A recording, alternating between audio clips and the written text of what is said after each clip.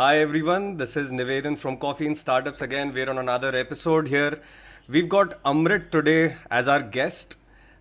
He's an alumnus of IIT Madras and now a co-founder of CoreVoice.in that he started with his college buddy. His name is Amrit and they're running a growth consultancy and creative studio for startups. What I loved about them is that they've championed the intersection of entrepreneurship, strategy, and storytelling, and are now using their gifts to help startups bring out their story out into the world with a coherent narrative that their customers can relate to. They've had a very interesting journey so far, and Amrit, I am very excited to dig into this journey on our podcast today. So I welcome you to Coffee and Startups episode number 2, actually, and welcome here. How are you doing today? Good, Nivedan, and thanks for having me around. And as being a creator myself, taking a break, but just happy to be speaking to other creators who are putting stuff out for others to watch and consume and get inspired with. Awesome, awesome. I've been actually, kind of almost envious and about all the awesome creative things in life you've been doing. I loved watching all the things that you've made, you've put out on online in form of your documentaries, 3-minute documentaries, and a bunch of your vlogs that you've put out. I really enjoyed looking at them before this podcast, and I'm keen to find out what all are you up to actually. Let's start off with, I would love to start off with saying, what kind of what is your background, and what's your story. I would love to have a quick snapshot of it from your lens. Sure. So I'll keep it short. 2008, I did graduated with a dual degree and joined a consulting firm, which was fine. So after college, two things happen when you take up a job. You realize this sucks. I want to do something else, or you like, wow, so cool that you especially. I mean, today these people are starting up, but in at least 2008, maybe one or two guys were starting up, but we would just go for placement and take up jobs. So from that perspective, I felt I was lucky that the job, and I did an internship at a PPO, but that job was pretty cool and nice. But nobody likes to be in their first job. Some people do, but some of us just get bored of it. Yeah. So that led to this journey of what to do next. Given that I'm actually liking it, but well, I just got placed here. So should I be doing something else? Go and do an MBA and then something else? Uh, Personally, back then I wasn't thinking so much about entrepreneurship or had a very specific passion to chase for. So it's a weird state. You don't really know what you want, but there's this feeling that kuch to aur kar sakte hain. That is what led to my journey of the last 12 years now, right? Whatever, 8 to I've stopped counting here 14. for a decade or something. Yeah. First step was to take a break from consulting. Because that job, I liked it, plus there was enough work. Because when you like it, more work comes. So there was no space for me to beyond weekend and cribbing about that I should do something. There was no space to actually really take a better first call. And in that space, people, if you don't want to break, then you do an MBA and just assume that I will like that other job, which I didn't want to go for. How do I take a break? It took years it took 2 years to figure out what break would work out for me, and I needed to make some money because I don't come from a family which can just chill for a year and then too many questions to be answered from parents' POV. So I thought I'll do IIT coaching, but then some friend said you can try wedding photography. Candid is picking up. Don't ask me why he said that. Maybe I had a camera and I was taking some photos. I had no photography passion, which people assume. Uh, that I did a MVP of this potential business while in consulting and realized that that's actually true. Just go ahead, and it took me 2 weeks to optimize Google. Just put 5 friends weddings photos. 2000. This is 2012. In 2012, it was so easy. I mean, my photos were good enough. I looked at the best photographers. I like to get top 10 mein rank kar hi raha hai. Like not only that organically, but also in terms of quality, I was sort of satisfied. So that's how the journey one And begins. you must be labeled as an IIT and wedding photographer, I'm sure. वो मैं खुद ही अपने आप को label कर लिया. So I called myself the top. I called whatever. I wanted a break. I didn't care about anything else. And people are coming and looking at the pictures and deliver what you're promising. So don't. What would be wrong is putting someone else's pictures. Beyond that, and I would go and write, hey guys, you're looking at this picture. The headline is crappy, and I know that for SEO I have done. I would just be very honest about all of that. I would literally say that these are the pictures. If you like it, I'll do the job. Anyway, that picked up very quickly, very easily. And I'm like, now I'm going to take a break. I went to my company. There was no sabbatical policy, but I was doing so good that they created one. The HR said, fine, tu ja. Leave without pay. And We then want you. yeah, I mean, I was sorted in that company. I knew I could come back any day. I was doing Yeah, really good. I yeah, had like back-to-back 2 promotions. I was already a manager, like 3 steps away from being a partner. You know that और 5-6 साल टिका, so that's what your life is. Beyond a point, the stakes are too high. yeah. You pivot little early in career, or then once you've already achieved enough, like leader बन गए तो आप non-profit करेंगे. So I was in the early phase, and I knew that if not now, again this same thing will happen after 8-10 years. Let's just do it now. So I get married. I move to Goa. I'm still a wedding photographer. That's working fine. A year happens. The company wants to know if I want to go back. I'm like, cash was no more a problem. What to do next was still a problem. So that is phase one. In phase two, because cash was not a problem, I became a little lazy in figuring out the next step. But eventually it happened. It took me another 2-3 years. But 2014, I made my first 3-minute story. The same friend, my school friend Nilab, who said that try wedding photographer. He is the one who basically tells me what next to do. So he said, try documentary films. I'm like, why? Like, what do you see in me? He said, there was camera. I have a subject. Go and shoot. That's all. Wow.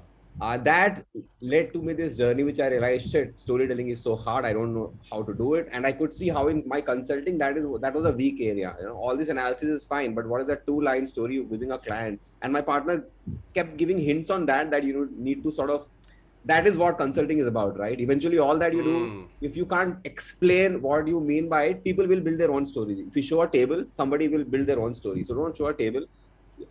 People have to trust you with what the stories, and then they can verify that to the table. And anyway, now I can think about all of that. But in early career, you But can't. until now, you hadn't fallen in love with storytelling. No. Oh, I mean, some people take photos and say visual storytelling. Storytelling is a very abused word, right? Everything is yeah, yeah, storytelling. So, yeah.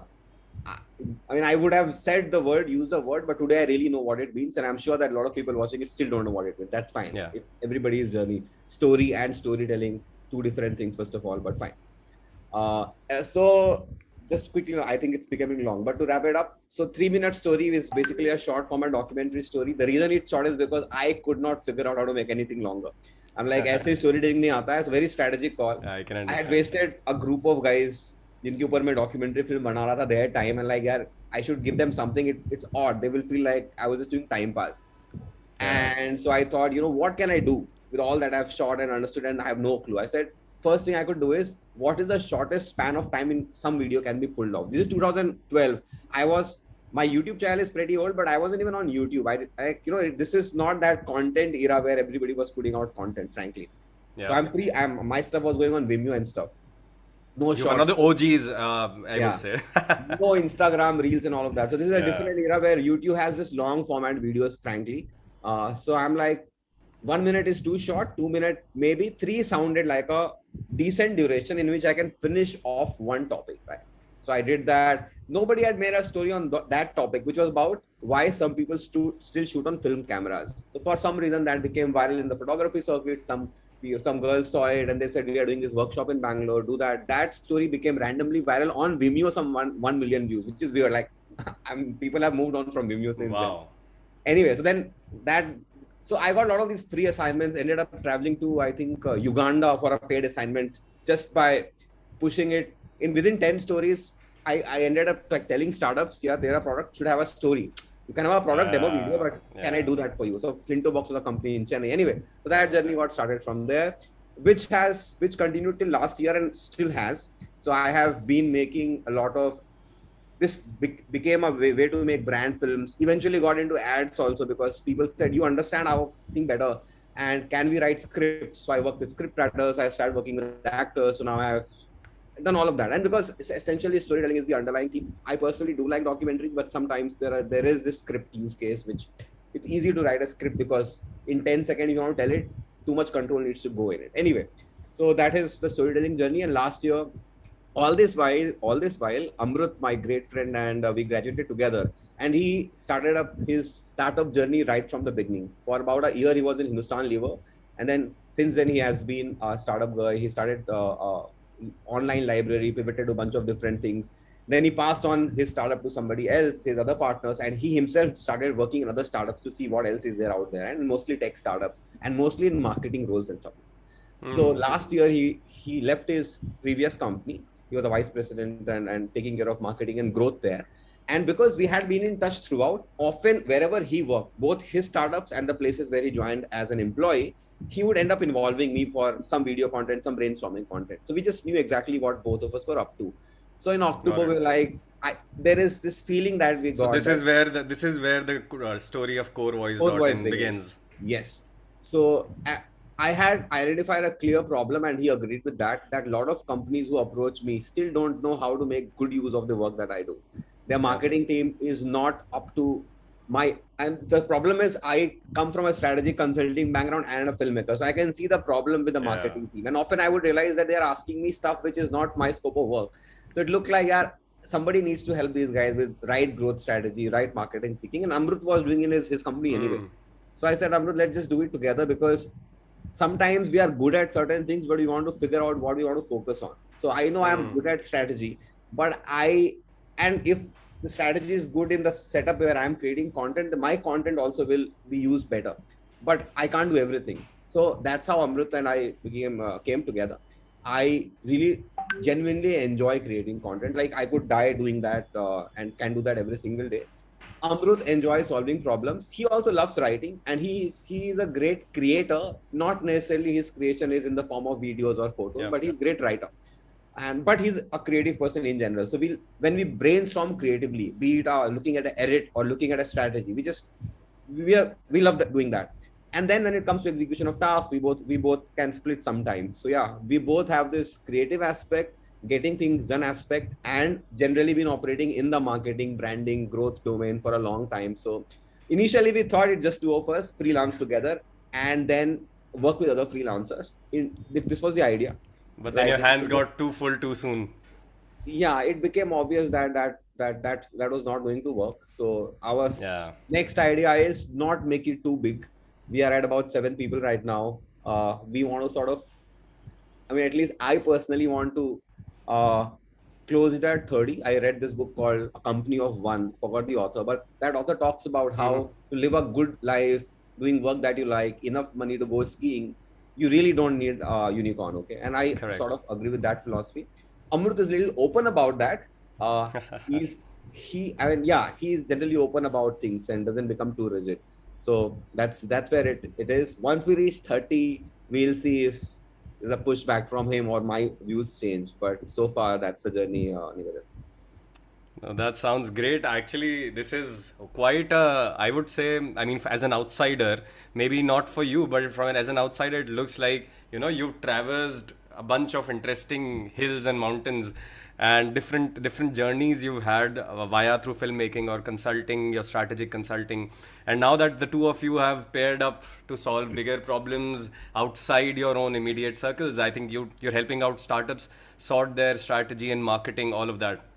So let's understand this today. When you as CoreVoice.in, who is your ideal startup or entity that will be benefited with your expertise here? Who exactly are we talking about? We help early stage startups who have somebody inside. It could be the co-founder who understands product and wants to work on product, who has somebody inside. It could be a co-founder or a leader who understands sales. They are Got it. not sure what growth/marketing will work for them necessarily. So that means it will be odd for them to go and hire a chief marketing officer. So very few startups, at least from the ID Hmm. that we come from, people understand product. And if it's a B2B, they somehow figure out sales, like by this network. I mean, you're not maybe not great at it, but you figure it out. Plus, sales is something that is weird to outsource to anybody. Like you have to figure it out. Marketing is Hmm. something which need not be internal for early stage startups. That's where we jump in. We are their outsourced brain, CMO, whatever you call it. And with the beauty that we are not going to be working with a third agency to create content. We just do it Got it. ourselves because we love it anyway. So that's just No, amazing for every single early stage startup. I noticed something on your website when I was going through it, and you said we thrive in chaos, Yeah. right? That's like your punch. You know what? You've got chaos, you've got us. Yeah.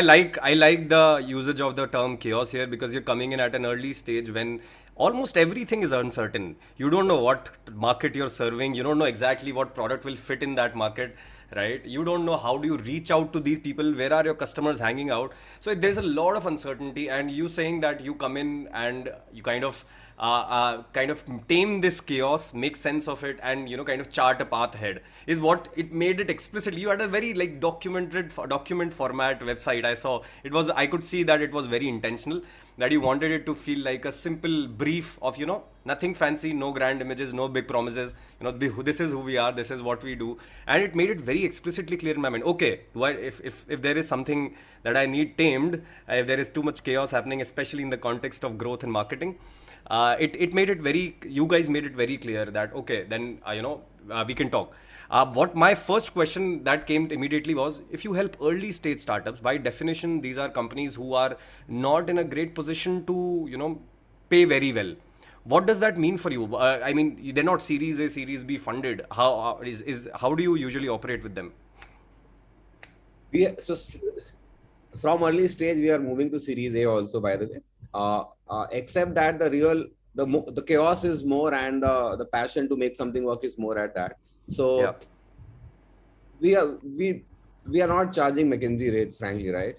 We're making it work for ourselves and for them. And yes, if somebody is 100% bootstrapped, they probably will not be hiring us. So pre-Series A ka value बढ़ गया enough for us to justify it. That's the simple answer. We are, if we just chase money and इसमें कितना 2 साल का काम आएगा, तो you're right, we'll move there. But maybe at some level we will sort of optimize. But to be honest, a bunch of these startups have enough pre-Series A to at least afford us for a quarter. Some of them go beyond that. In fact, that's what you say. Don't keep us hanging out for 3 years, 4 years, unless the need be, which would happen if you raise enough money and you're doing a good job. But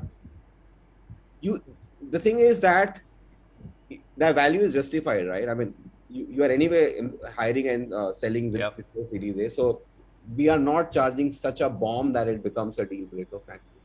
We are trying to make it work. That's the idea and the intention. So it's working so far. Got it. So then there is a sense of approach that I would like to get now. Like when, let's say I come to you and I ask you that, okay, I've got a bit of this broad idea that I've got this product, this is the kind of person I want to serve, but you know what, I don't know beyond that. What would be some typical questions you would ask me and dig into to get us for you as an outsider to make sense of, okay, here's this problem, and before we simply propose a solution, let's make sense of what is happening and give it a shape, right? So you would be asking me a bunch of questions. What do those questions typically look like? Great. So in fact, we have productized this whole question and answers because a lot of time was going in that. We call it a beautiful concept called a core book. So what our core book does is has both the questions that you just asked about and the answers to them. It's divided into five parts. First, we start with the origin story and why are you even doing what you're doing, where you're coming from, right? That's section 1, which sets up the tone in the sense that if something today doesn't work, we can already sense where you will go next. Is it to make another unicorn? Is it to solve a real problem? Is it to solve any problem? Stuff like that shows up in that section of, it's documented. We use Notion like you do, and maybe we'll move to something else, but that's documented properly. Never leave Notion, please. Never leave Notion. That's a mandate now. Once you start using Notion, I'm going to rebel against that. But yeah, Notion is amazing. We discovered it some time back, and I have been a Notion nerd since then. I am a power user. Yeah, that's what Amrit tells me about Notion. So that's first part is origin story. What are your beliefs? Why are you doing it? And stuff like that. A little more like a very broad level. Then we sort of ask everything that they are aware about their product/product roadmap or any learnings. It depends. Some early stage startup when we are entering could be in different phases. Some of them have a product which is not ready yet. Some of them have a product which they have already gone and sold enough, but they're struggling with scaling, stuff like that. So that documents what is the product, what stage it in, are there variations, stuff like that, who is your customer for that, and then entire the playbook of a product customer fit, wherever it is, to whatever extent it is, those clarity we need, and we document and make sure we show it to them, and everybody sees and says, yes, we are all aligned. Because sometimes you'll be surprised how 3 different people are saying 3 different things. Okay, and this also goes to the origin story.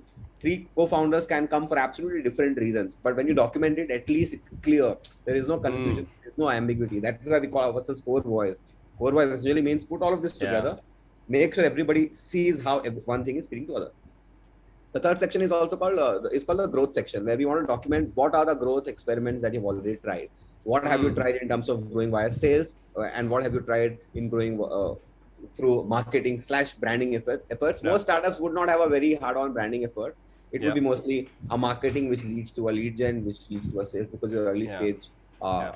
It's amazing that at least 1 or 2 startups are really focused on, even today before a PMF, making sure what is our brand strategy and how will we grow via brand-led strategy, which is amazing because My guess would be these would be more D2C startups then. yeah, B2B as well. Okay, You interesting. said Okay. did you say D2C? D2C. D2C, I said. Because these guys seem to be way more sensitive to the idea of a brand. They need to differentiate themselves from the Parlays and HULs of the world. So there was a power cut, so my light might fluctuate. D2C would not surprise us, right?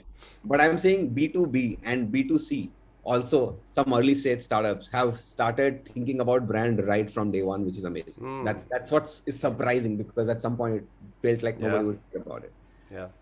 And the other questions would be around the specific messaging that should go out as they hire, right? For the talent branding perspective, we want to know what kind of people you want inside, what is the bigger plan, stuff like that. So and the whole brand thing I said about this section on that also, like what does your brand stand for? So one was internal about origin story, and second is external. So all of these questions we documented, and we actually charge for it also sometimes, because for some startups, at least one of them, we said, you know what, let's just do this. Then we will take a call if it makes sense for CoreVoice to jump in some places, right? And it was great because when it did it, the gaps became so clear that we are here. These are the pieces you now take. These are the growth bullet points that we haven't had the time to explore, not because we are bad at it. Sometimes startups can do it, but we haven't had the bandwidth to pull it off, right? Or we are busy just hiring sales guys because we know this is working. We know marketing is required. We don't want to hire somebody there, so take these pieces off. So yeah, do a core book, have all this clarity, all these questions documented, get it vetted by all the co-founders and the leadership, then create a scope of work for ourselves. And in fact, we call this core book a living, breathing document, right? Go back to that core book after 3 months. The core will not change, perhaps, hopefully, but the tactics will change. But even if it does, which is expected in early environments, I mean, it's for the better. Now you're evolving, even if it does change. So all change is evolution. Document, yeah. Yeah, that way. No, that sounds great. Actually, this makes it very explicitly clear that for someone who is trying to bring coherence in some way to their, not just their own understanding, but also in how they represent themselves, it's important, especially at early stage, that you've got usually 2-3 co-founders is a commonplace thing now. And I like the fact that you focused on getting the inputs from all co-founders at least involved, and see how they have come together. They've gotten together for different reasons, probably say them sometimes have different visions, and it is still in their heads. What you do is you bring it out on paper, right, and make it explicit and common knowledge, saying that okay, you know what, let's at least get this out, get this done, so that we can now talk about it, move further, find some common alignments, right? I like that approach. So do you sit down and do this like a holistic one-on-one exercise, or do you give them a Google Doc and, you know what, submit and we'll look at it? How does that go? So we set up calls like the way we are doing. Okay, that would be great. So I think this approach makes it very clear. I had a couple of other questions around it, but I think you've already answered that. So let's take an example of any startup, whatever example that you would prefer, and give us a sense of one solid example, whichever is okay sharing out here. If there is a company who came with you with a very specific problem statement, and then, you know, what did it, if the assignment is over, what did it end up with? Most of the assignments are still ongoing, but for example, one SaaS company who is serving the US European market, they have been able to crack sales by their sales guys making calls, setting up product demos. The product is such that not many people are searching for it, right? It's something that's so niche that once you are aware about its existence, and I mean, I can mention the category. So it's about other businesses who are doing account-based marketing, where they want to research about their prospect before they do anything. They spend a lot of time researching, and to research, you follow people on LinkedIn, see what the posts are about that company, and spend some time. So the product that our client has makes that job a little easier. I mean, at a very broad level, what Google or LinkedIn is not doing is asking you, what do you do? It's just asking, who are you searching for? Which means then you will have to see what is relevant to me in my context. So basically, little contextualizing, adding an intelligence layer about the search, which means based on what I do, I will be shown a different sort of a set of paragraphs, which makes my job easy because I can start from that. So it's a product which is useful. Once you demo it, you will realize it's useful, and that's how they have been able to grow. But the problem is most of these other guys in businesses who probably will benefit from this product are not thinking that I need something beyond Google and LinkedIn or whatever Yeah. e-publications I have Yeah. subscribed to. So what happens is, how do you, as you said, right? Where are these guys hanging out? They're hanging out somewhere, but how do I reach to them? Who has this pain the worst, kind of, Everybody has also. this pain. How do I make them aware about it? So Okay. if they get on a call, it takes 1 hour, they get aware about it. Now you can only do so many one calls, right? So what can marketing do for me to grow faster is a very clear cut question here. Sales is doing their job. We will do some cold calls, but what is the ad which we can run, which communicates the need for this? It's just, Got it. people will ignore that ad. So Yeah. we in fact tried very hard to see if LinkedIn could be a way in which we can make the proposition clear, but we also sometimes we propose experiments, we run it, and the learning is this is not happening. That's fine. So the learning was LinkedIn ads will not work because it will work at some point. So what we'll do is when that point comes, when suddenly there is understanding in the market that, oh God, there is a tool which actually asks what I do, we are at number one. So that goes back. Okay, so the new strategy is, let's focus on content marketing. Let's have enough content that the moment people start, first of all, people are not searching for it, so you can't optimize too many keywords. Right. But so then that means all these tools which help you what keywords people are searching for are not that useful in this particular scenario. But can we imagine the future in the next 2 years and still think what they're searching for? So that is one track, right?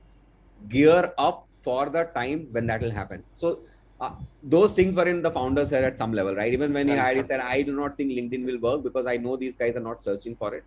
We wanted to revalidate it. That was a good learning. And we also, as you said, the one of the co-founders who we usually interact with, he loved that we could document all of this, because even as the team grows, everybody comes and says the same thing, and you have to explain, ye ho chuka hai, boss. Now it's there. And the timing for the same thing comes because it has been done and it didn't work 6 months back does not mean it will work. But you don't have to always feel, oh, I have reinvented something. So that's something which we did, and we are just doing content marketing for them for the time being, but that's working. Every new content, so it's going back to what we are really good at anyway, right? Oh, how do I at least cater to somebody who understands this, because then they can share something, and it will be a slow spread. We have realized that, so we're not pushing for it. Got it. Yeah, I love the idea that we kind of bring everyone in the team together on the same page. I used to do that actually. I appreciate that even more personally. As a product manager, I've been in product management for 5-6 years, and I was typically the guy in early stage startups. So I was typically the guy who would chase the founder. You know what? We don't have a document of what we are doing. You said it to me, you said it to a couple other folks, but the guys who report to me or my other colleagues who don't happen to have so much interaction with you, they have no clue what they're doing, right? And I think they deserve that. So I used to do this exercise myself. I didn't know that it was, now I can call it in-house consulting in a way. But I used to ask them a lot of questions, annoy them, set meetings on calendar that, you know what, I'm a product guy, I really need to know this, and I'm going to make this document public. I know half of the people are not going to see it, but I'm going to make it public, and I'm going to make sure that I have that clarity every time I speak to them. And there should be no inconsistency, incoherence in their mind of what are we setting out to do, why are we doing something. Otherwise it feels like a mundane task. Something as intellectually stimulating as software engineering and development can often feel like a chore if you have no idea what you're building for, right? And I've seen that make a lot of difference. A lot of my colleagues, they appreciated the effort, saying that now we know what we are up to. And I can sense how important that must be for all these especially early stage startups, to get people on the same page. Maybe broadcast once it's ready, probably find an opportunity like a town hall and broadcast it out that we've compiled this, let's talk about it. Yeah, I mean, yeah, we should push for that with some of the startups that we work with. You should. Town halls are amazing. I love the concept of town halls. So great. I think we've covered a lot about all the, what problems are you looking to solve for startups and what is your approach. We've covered that bit. We spoke about also storytelling, right? This is something that is very close to you, and you believe that there is like this word is also abused and misunderstood to an extent. So I thought, it would be a great idea if you could take this storytelling as a subject matter and share with people, in a bit of sense that, okay, if I am someone who wants to learn storytelling, and I actually do personally, I do want to learn storytelling. I don't think I have any clue of that today. I speak in facts, fact after fact after fact, and it doesn't necessarily end up into a story which I know that I sometimes see in other people. So if I was your student today, how would you, kind of give me a quick, brief and refresher on what storytelling is? How does it work? And why should I care about it? So let me answer the caring part first. Yeah. All of us get engaged when anything is told to us via story, and we human beings have been like that, and every single book talks about in jungle and all of that, but whatever. I mean, I'm not challenging that. And the fact is that you would know that when somebody is told, something is told like a story, even when you don't know what a story is, this is a good story, be it a film, be it a talk or anything else, right? Yeah. So we inherently love it, and I think we also sort of remember the sense of the story when we forget details. So from a recall perspective and from an engagement perspective, stories are great. That's why those who tell Recall stories. and engagement, these are very business savvy metrics, I think, that you've used for storytelling. But that's, I mean, maybe the words that I'm Yeah, using has fair become enough. Startup types, but that's So this is why. the first time I'm seeing these words in context of storytelling, because you hear this word a lot in branding. And did you just describe storytelling as a way, and probably we'll tie these two words together as well. Well, this is all, and you can use a story to also sort of emotionally charge people, but that goes back to the engagement Yeah, category. So one is yeah, recall, one is engagement, and making them feel in a certain way that you can pull off using a story. That's why yeah. you use story. Now, how to do a good story? It's pretty straightforward, frankly. There are three keywords that if one is always aware in their head, they will always tell or create something which does the story job. Before that, I just want to make sure not everything needs to be a story. This is the weird thing, Okay. right? A music video that I enjoy is fine. It's an art and I enjoy it. So not everything needs to be a story. Two line of information which is useful for me is good. So don't, I mean, this urge Yeah. to storyfy everything is a little weird. So don't so content need not be story. Every story is a content. That clarity has to be there. And yeah, and as a storyteller, do I like to make everything story? Yes, but as a advisor and a consultant, am I aware about it and therefore make sure that people see them differently? I do that now. A typical filmmaker would want to push everything as story. As a person or a company who wants to help others, we want to just think on their behalf. Okay, this should be a story, this should be not. So Yeah. now that out of the window, how to tell a good story? Three keywords. A bigger purpose should be very clear. What is the purpose here? And I'll explain that. Two, there has to be a gap. Open a gap, and third is obviously close that gap. That's if you do these three things, you have a good story. Uh, I will first talk about films, for example. A bigger purpose is always put out through a character's need. A documentary that I will shoot will always make sure that to establish what the purpose of this content is going to be, you show a character who says, I want to do something.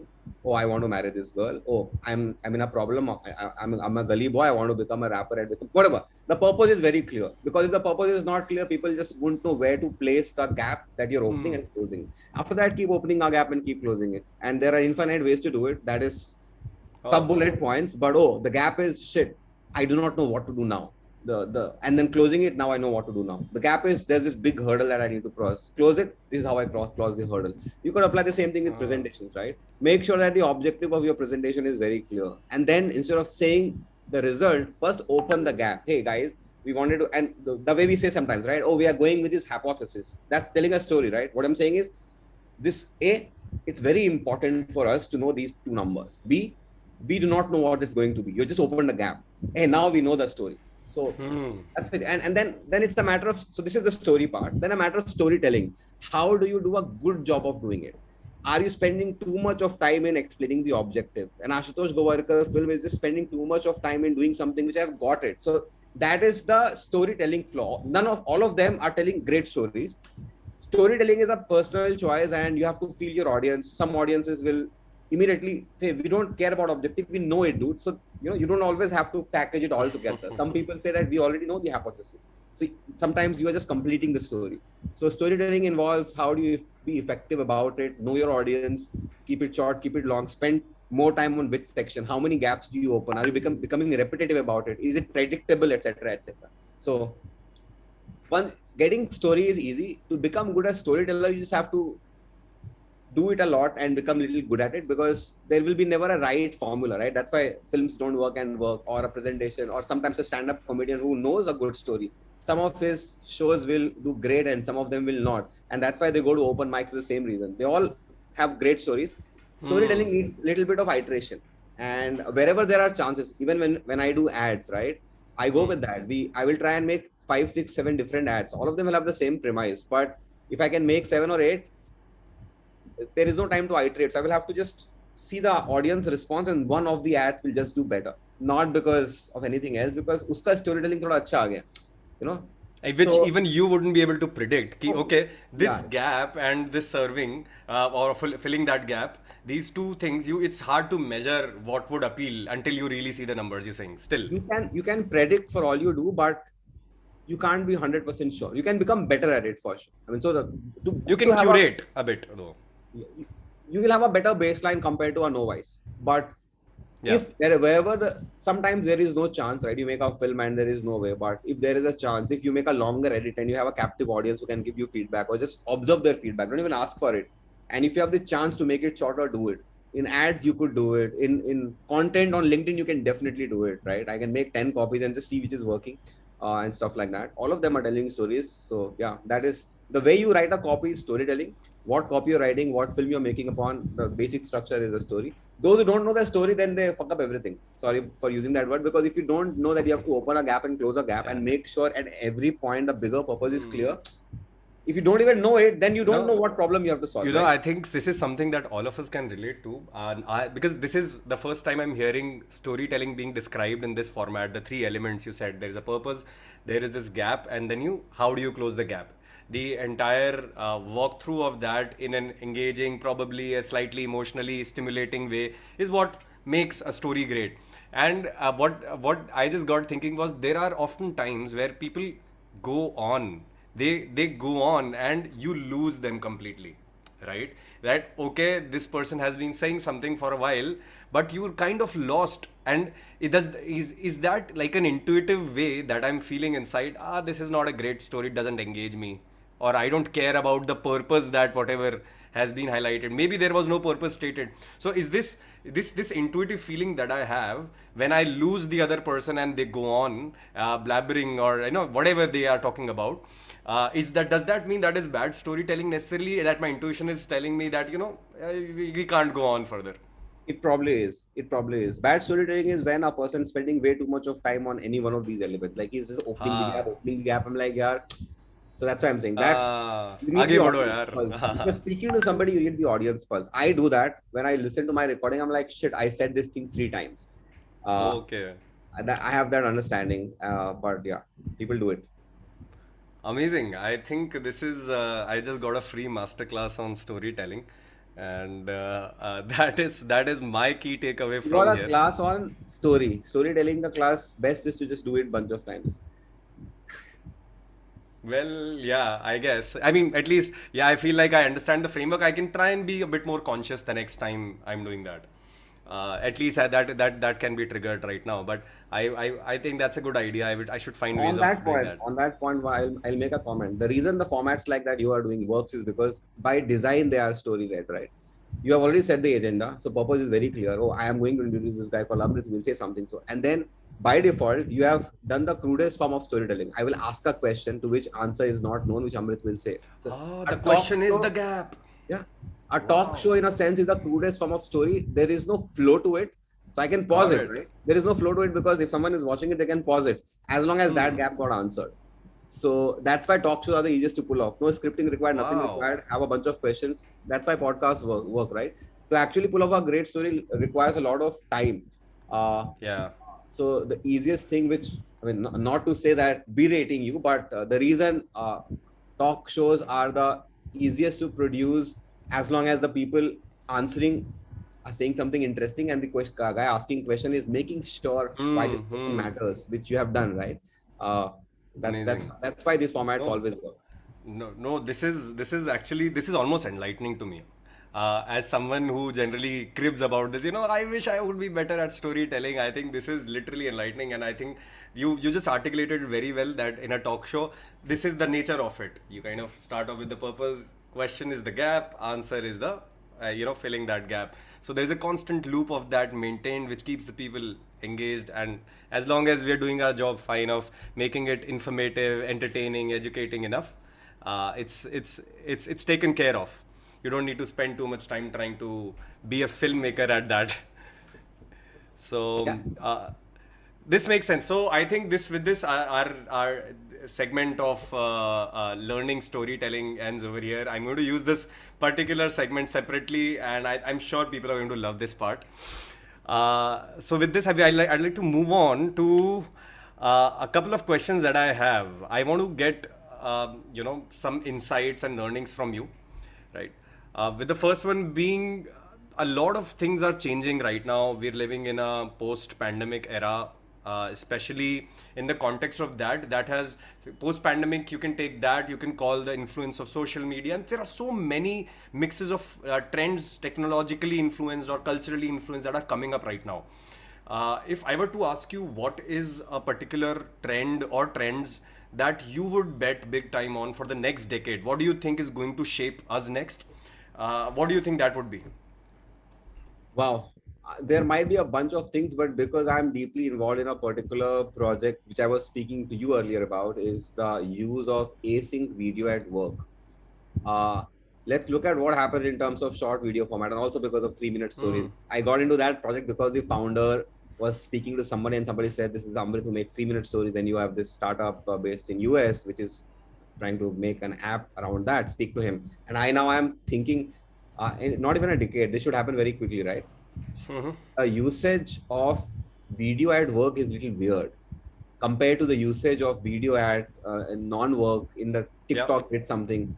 So I am betting on, not betting, but what really want to see how the new generation who is growing up creating videos and dancing in front of Yes. it Yeah. realizes that your work mein kuch nahi ho raha. I mean, not beyond like offsite and stuff. So there are some bunch of great use cases, right? Why are not more and more people putting their LinkedIn gyan via video? Like you're doing it, right? And I want to see more of that happen. I want to see more of that culture where I can see the person. Also with whole remote work going, right? Today I read Zerodha or somebody also saying 90% can be on remote. So as then that basically means beyond a live call, there is a lot of scope in terms of the way people express and communicate and tell stories or whatever it is via videos. Videos will look like little inefficient from that perspective today. So my trend is it will change. A lot of videos like you are making will exist for a lot of different use cases, beyond emails, beyond decks. Maybe not like updates, but I want to see like every time somebody reads a book, can they share 3 insights of that book to me? And eventually, if you think about it, that's a great way to build a brand, right? Wow. Every brand is God knows what they're spending on it, but you can't hire a videographer to shoot this and that and script. But if everybody and the young guys are anyway going to be good at it because they are making videos but dancing in front of the camera, can they now talk in front of the camera? Can they share their lives, their work, stuff like that? And not like a text or deck. Oh, ho gaya. The way you do, man. Just make it 1 minute. And I'm looking forward to some real, genuine, good content coming from everybody. Like compared to just one Ankur Variku throwing their gyan. So Everybody. I want to see that democratized, and the tools are yeah. there. It's almost there. So that's a trend that I'm. Interesting. So, because this democratization of video content, and there's a term that I think I have coined, which I call it video snacks, Yeah. right? What used to be a long form YouTube video, if we call that a meal, your 3 minute stories are like a samosa, and then you've got this TikTok 30 to 60 second thing. That's a proper snack. We're literally snacking on a chip at a time. Yeah. This is how we're scrolling, right? And endlessly scrolling the way we endlessly keep dipping our hand in the bag to pull out another chip and another chip. So you literally call it video snacks. So all of us as a generation are like addicted to this snacking format, right? And you're saying that the trend you're betting on is more of that percolating into work. more content around work and how people relate with work, their own workplace, that can be like very much be shaped and shape the workplace culture as well. You saying that? Yeah, I just want to add that the snack word by default means little unhealthy. So I'm saying that, and I'm not saying dancing is unhealthy, but I one can type, snack on nuts. I yeah. mean, So almonds as well. Yeah, yeah, varieties of snacks which should be at yeah. workplace. I'm looking at things like when somebody sends to me a company video, can they personalize it? I'm having a 15-second stitch it their intro and say, hey, you know what? I want to show that video.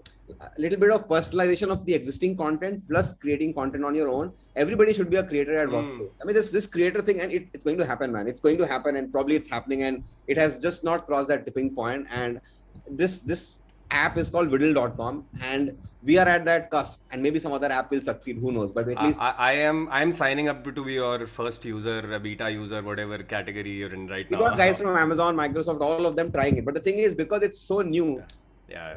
it's we just have to figure out kya hoga hai. But Fair enough. it's cool, man. Yeah. Amazing, amazing. Got it. So I've got another one for you. Uh, what is that one thing in your, and you, it's your choice, you want to pick in your life or in your any of your business ventures so far, that you are most proud of accomplishing, and why? I want to know that story.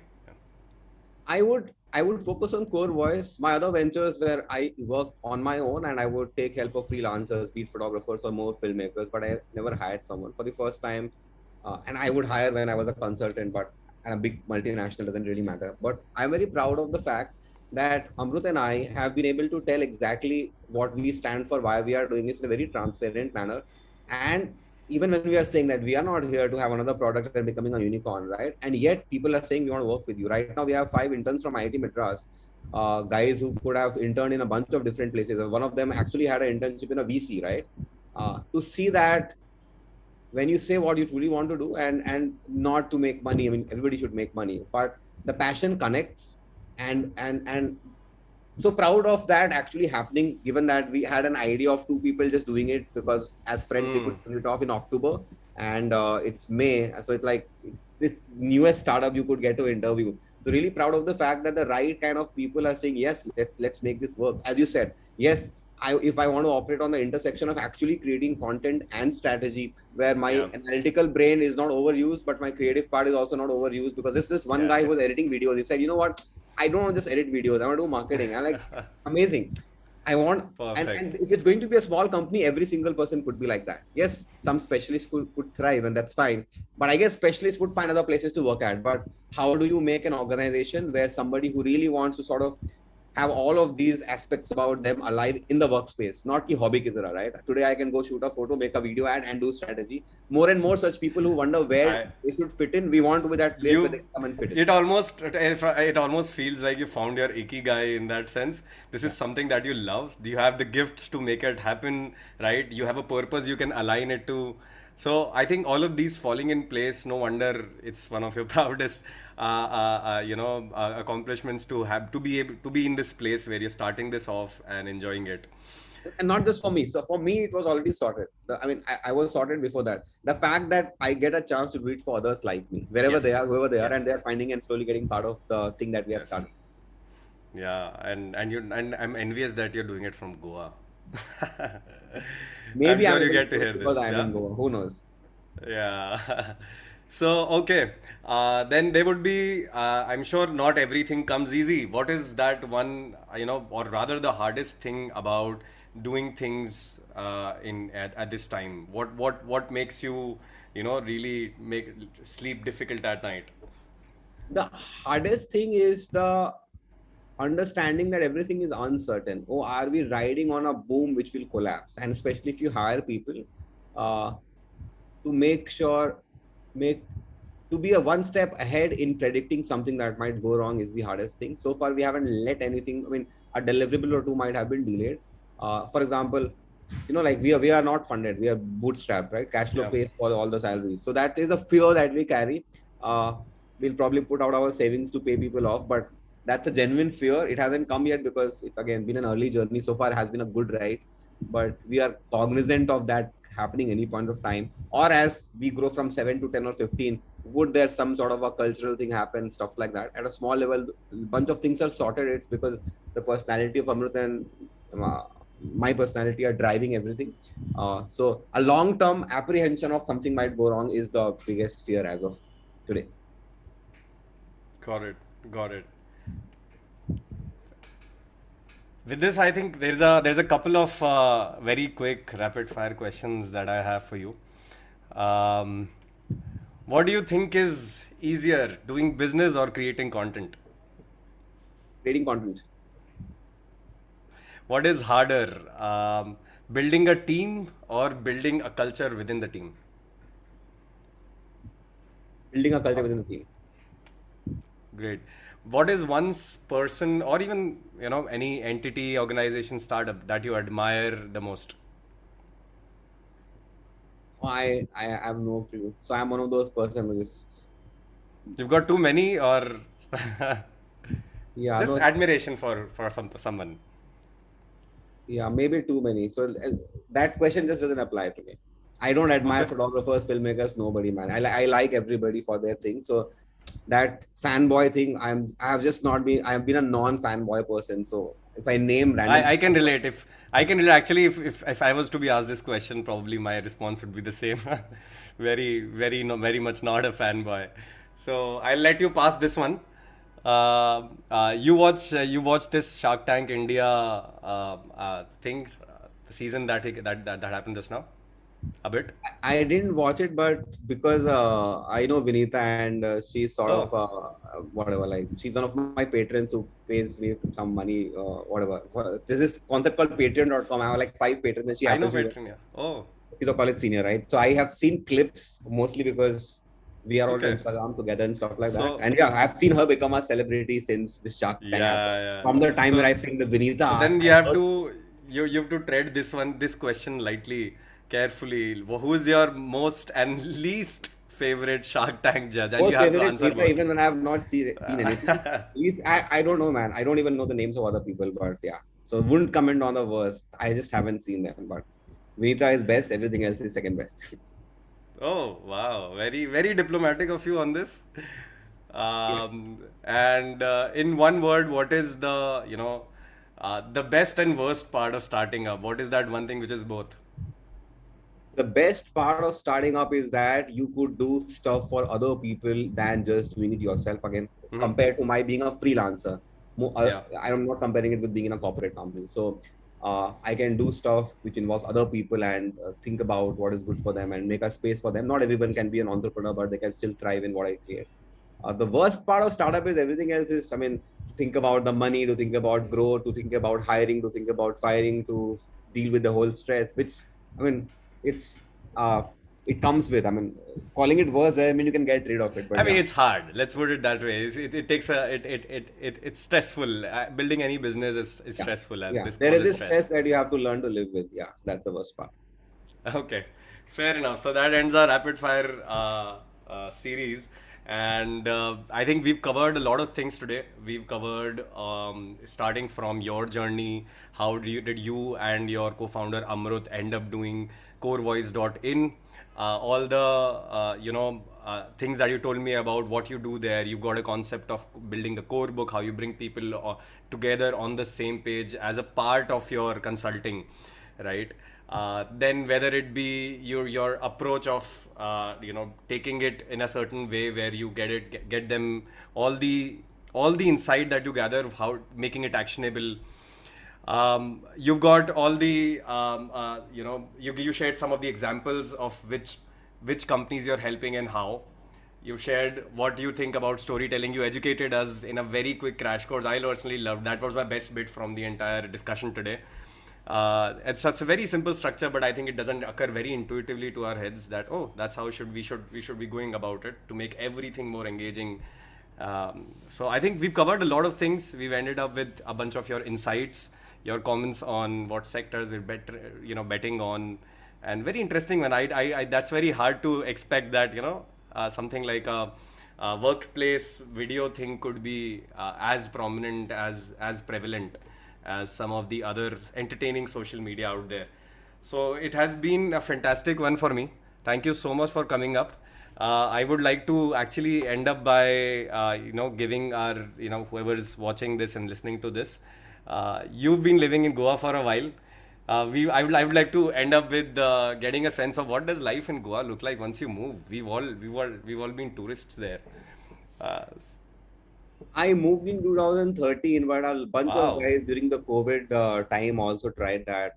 Some of them have gone back to Bangalore/Delhi, but some of them have stayed back, especially the artists or freelancers types or Sahil from Delivery. I think he moved his own company. Most of it. So Delivery is actually now based out of Goa. The HQ is Goa, Oh, but that's the wow. only company. Generally, most of them did.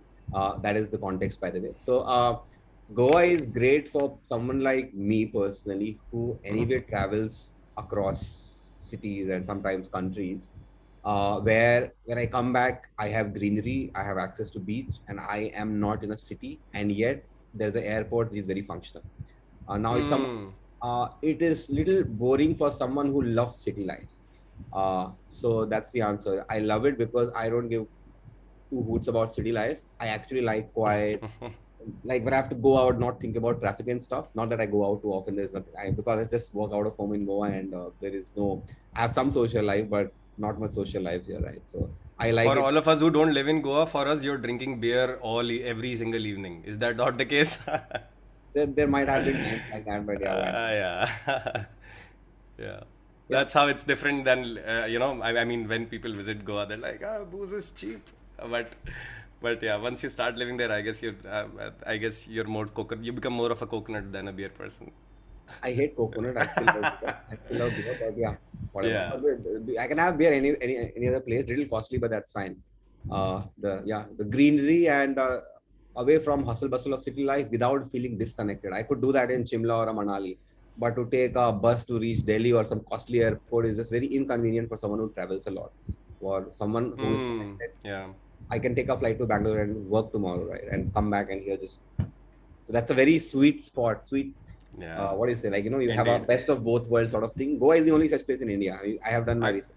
yeah, I was actually looking for other places where I could stay for a while, do a workation kind of a thing, and every single time it ended up with Goa at the top. Like, however beautiful other places might be, the single factor of accessibility, along with all the things it has got to offer, just beats everything else hands down.